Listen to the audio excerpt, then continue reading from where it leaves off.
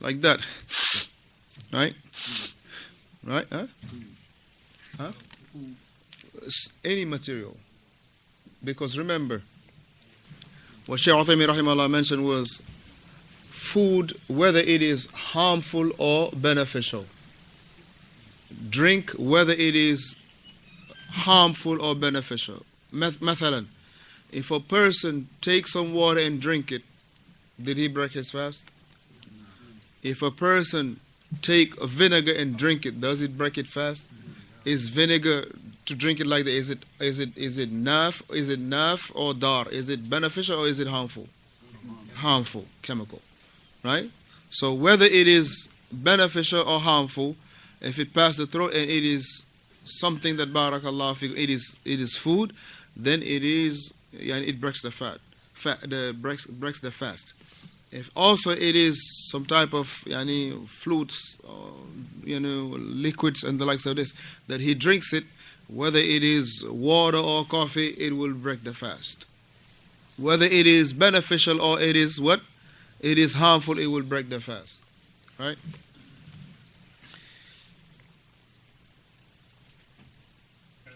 I'm going to find the verse. So.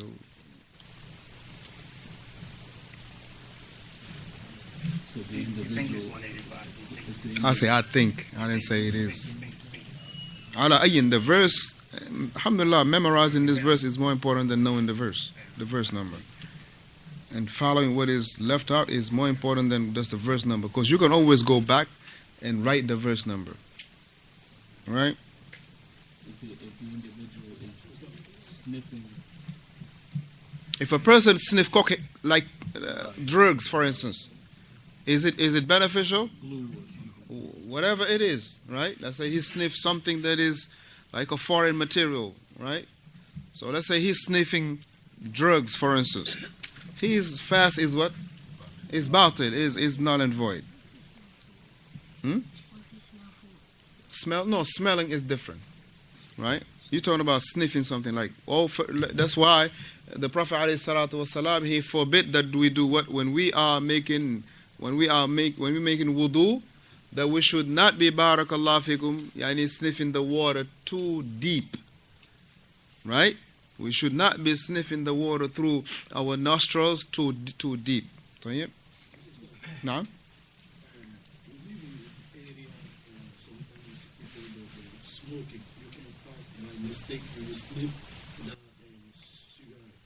No, that falls under those three things that I would mention. If a person has done something unintentionally or forgetfully, or he has done it, barakallahu fikum, while being forced to do so, فَلَا شَيْءَ عَلَيْهِ. Right? He doesn't. It's not.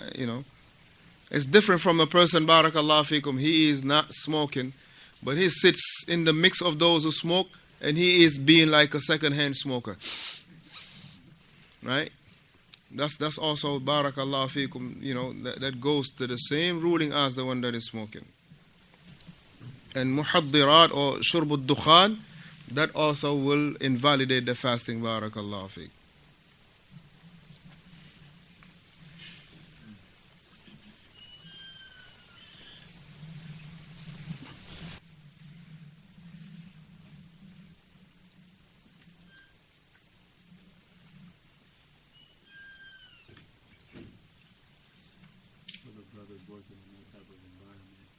Now, if a person is, let's say, working at a bakery, right? If a person is working at the bakery, whereas, barakallahu fikum, what you call that thing again?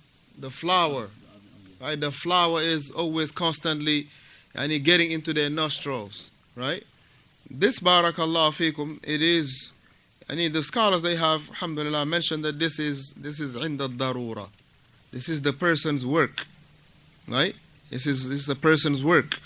So, yep, it is not like he's doing it intentionally, that he's like, trying to get some breadcrumbs, sniffing it and the likes of this lot. But rather, this is a verse 187. So I was close enough. 187. It's a long verse, barakallahu fiqh.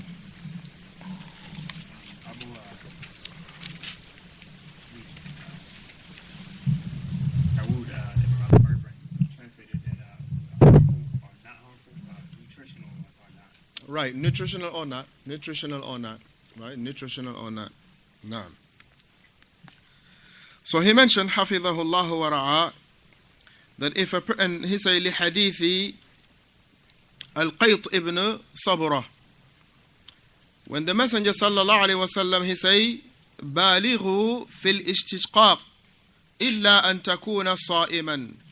And he go deep when you sniff the water, right?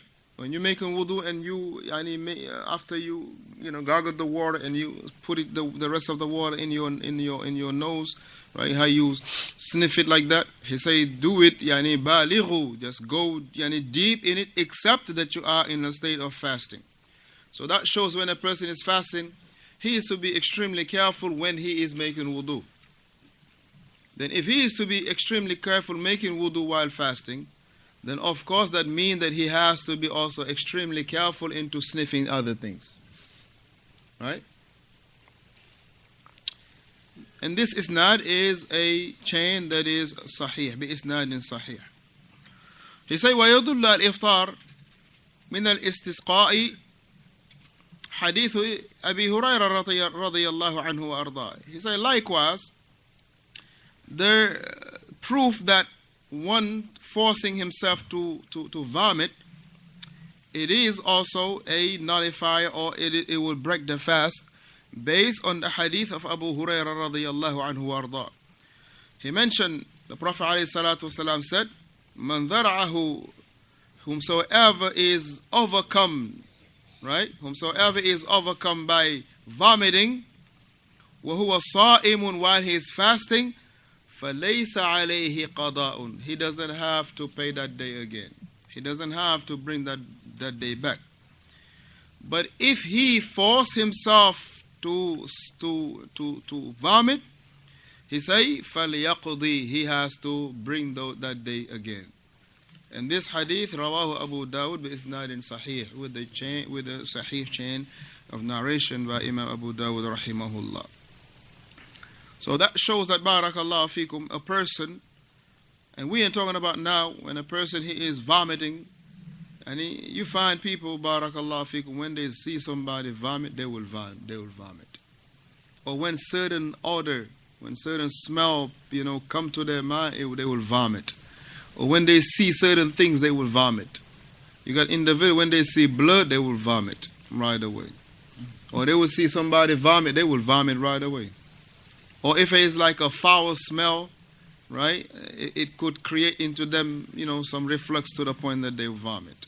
So as long as it is not something that the person is forcefully to be, barakallahu fikum, causing himself to vomit. So, but if a person is being overcome, he's overcome by fasting, by vomiting, meaning it came naturally, وَهُوَ صَائِمٌ, while he is in the state of fasting, فَلَيْسَ عَلَيْهِ قَضَاءٌ, and he doesn't have to bring that day again. So, yep. All he will do, alhamdulillah, is to rinse his mouth, clean his mouth, and then continue his fasting. ويدل الحصول الإفطار بالحجامة حديث ثوبان. He say that in regard to the proofs that show that the person doing the hijama or the hijama being done, those both of them, their fasting is null and void. From the hadith, barakallahu fikum, al-Thawban, and likewise Shaddad ibn Aus radiyallahu anhuma, on the authority of the Messenger sallallahu alayhi wa sallam, he said, أفطر الحاجم والمحجوم. أفطر الحاجم والمحجوم. الحاجم والمحجوم, the one doing the hijama and the hijama being done unto him, both of them, their fasting is null and void. And this narration, barakallahu fikum, one is to be also understanding it properly. Why? Because of how the hijama was previously done is slightly different than how it is done in our day and time. Because how it was done was that the person doing the hijama will use his mouth to suck the bad blood. And whoever is saying barakallah fikum, yani having what you call that force, yani sucking on something like with a lot of force, perhaps something can pass through your throat, right? So this is one angle for the person doing the hijama.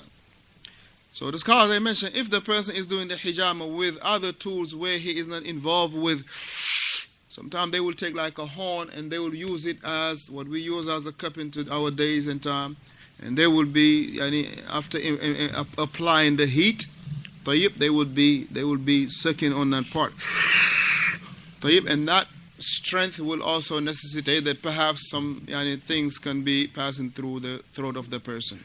Now, in regard to the person that is being having the hijama done onto him, as our mother Aisha radiyallahu anha explained, that it is because that it can cause weakness into that person's body.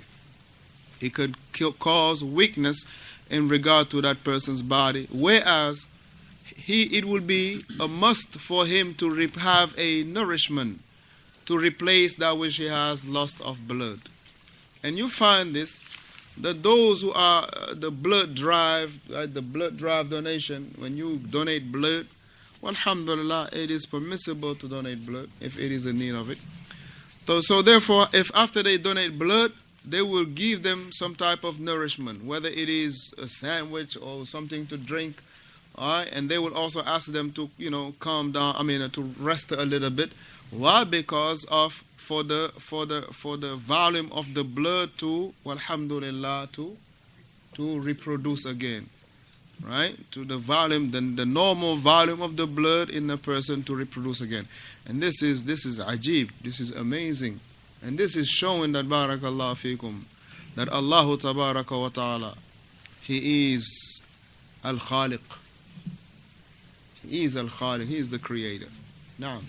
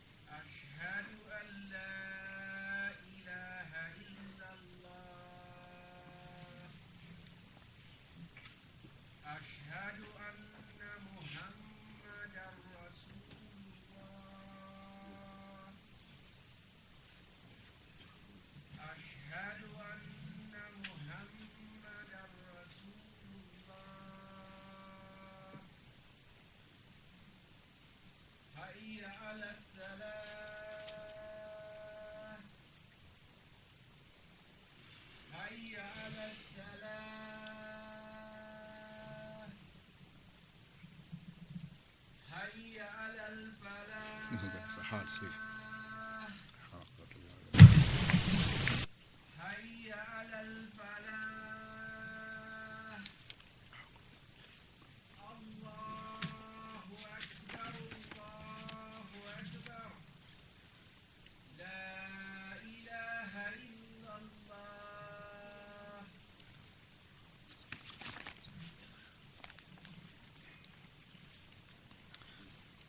So we mentioned, barakallah fikum, that